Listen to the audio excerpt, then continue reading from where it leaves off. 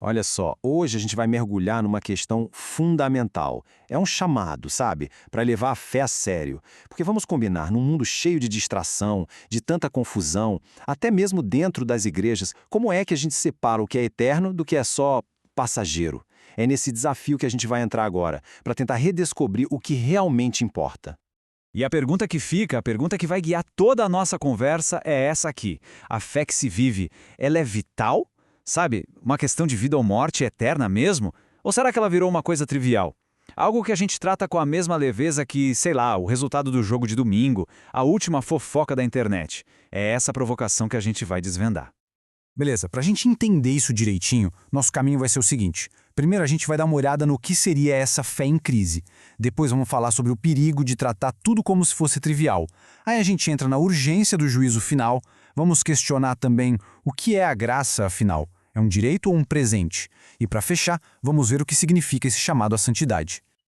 Então vamos começar pelo diagnóstico da situação. A fonte que a gente está analisando descreve o cenário hoje em muitas comunidades de fé como uma espécie de Babel pagã. A gente lembra da história da Torre de Babel, né, onde ninguém mais se entendia? A ideia aqui é bem parecida. É uma confusão de ideias, de valores, onde a mensagem central, a clareza do evangelho, acaba se perdendo no meio do barulho. E essa imagem aqui mostra bem essa confusão. Conceitos que são a base de tudo, como graça, lei, salvação, parece que foi tudo jogado num liquidificador e vira uma espécie de mingau teológico. As palavras continuam sendo ditas, claro, mas o significado real, o peso delas, isso se perdeu, e o resultado é uma baita desinformação espiritual. Tá. E qual o resultado prático dessa confusão toda? Bom, é aí que a gente entra no perigo da trivialidade. Porque, pensa bem, quando os conceitos mais importantes ficam confusos, eles perdem o peso, perdem a urgência. Aquilo que deveria ser o centro de tudo acaba virando só mais uma coisa qualquer.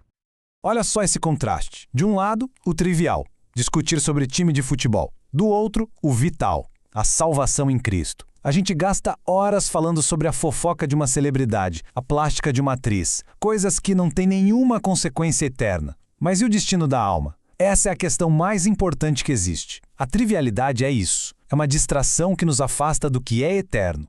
E o alerta que a fonte traz é duro, é direto. Uma fé baseada no eu gosto, na preferência pessoal, no pra mim funciona assim, isso não é só uma fé fraca. O texto diz que isso é estar perdido. É viver sem um norte, sem uma direção real, porque o eu acabou ocupando o lugar que deveria ser do Salvador. Certo, então como a gente sai dessa armadilha da trivialidade? A fonte aponta para um remédio, uma doutrina central que muitas vezes é deixada de lado, a realidade do juízo final. É justamente pensar sobre o fim que devolve o senso de urgência para o agora, para o nosso dia a dia. E o apóstolo Pedro não usa meias palavras, né? A linguagem é forte, é cósmica. Ele fala de um evento que é inevitável. Não é uma questão de será que vai acontecer, mas sim quando vai acontecer. O dia do Senhor virá, e com ele um acerto de contas final. E aqui está o pulo do gato. A ideia dessa doutrina não é causar pânico, mas sim provocar transformação. Se tudo isso que a gente conhece, tudo isso que é material, um dia vai ser desfeito, a pergunta que Pedro faz ecoa até hoje. Que tipo de pessoa a gente deveria ser agora? E a resposta dele é clara: pessoas que vivem de maneira santa e piedosa. E olha só que interessante o verbo que ele usa. Esforcem-se. Isso mostra que a fé que realmente importa não é passiva, não é só ficar esperando. Ela exige um esforço, uma busca intencional para ser encontrado por Deus sem mácula, sem culpa e em paz. Isso joga luz numa responsabilidade que é pessoal, sabe? Ninguém pode fazer isso pela gente. Aí alguém pode pensar, mas por que o fim ainda não chegou? A interpretação que a fonte traz do texto de Pedro é fantástica. Essa demora não é esquecimento de Deus, é a paciência dele em ação. É Deus dando tempo. E esse tempo não é uma licença para a gente relaxar e continuar errando, mas sim uma oportunidade para se arrepender. E falar em arrependimento e paciência de Deus nos leva direto para um dos pontos mais polêmicos e mal compreendidos hoje em dia: a graça. Segundo a análise, entender a graça de forma errada é a raiz de boa parte dessa trivialidade de que a gente está falando. E aqui a gente vê as duas visões, frente a frente. De um lado tem essa visão distorcida, que enxerga a graça como se fosse um direito adquirido, Quase um cartão de saída livre da prisão espiritual, sabe? Uma licença para pecar. Do outro lado, a visão bíblica. A graça como um presente, uma dádiva que a gente não merece, dada aos humildes. E essa graça não dá permissão para o erro. Pelo contrário, ela dá poder para viver de forma diferente, em santidade.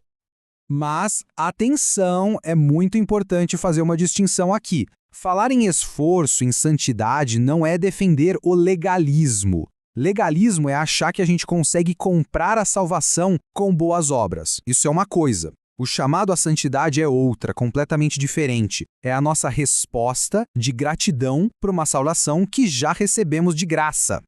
Ok, mas então, para quem é essa graça? Quem recebe esse presente? A resposta do apóstolo Tiago é a chave de tudo. A graça não é para quem é soberbo, para quem se acha no direito de exigi-la. O texto diz que Deus resiste a essas pessoas. A graça é um presente para os humildes, para quem reconhece que depende totalmente de Deus. Beleza, então vamos para a parte prática. Se a graça é para quem é humilde e se ela nos chama por uma vida santa, como é que isso funciona no dia a dia? Qual é essa resposta ativa que Deus espera da gente? E o legal é que Tiago não deixa a gente no escuro. Ele dá uma lista de ações, de passos práticos que mostram um coração humilde, arrependido. É uma fé de atitudes, não só de palavras, percebe? Olha só, sujeitar-se a Deus, resistir ao diabo, chegar perto de Deus, limpar as mãos, purificar o coração, são todos verbos de ação.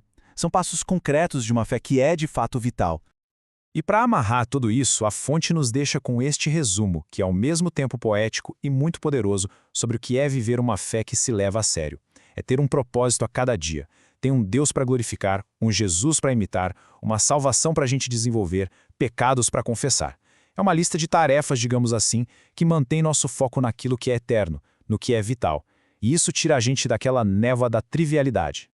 E com isso, a gente volta àquela primeira pergunta do começo, só que agora com muito mais bagagem. Depois de tudo isso que a gente viu, a questão final fica para reflexão mesmo, quando a gente coloca a nossa vida sob a luz da eternidade. O que sobra?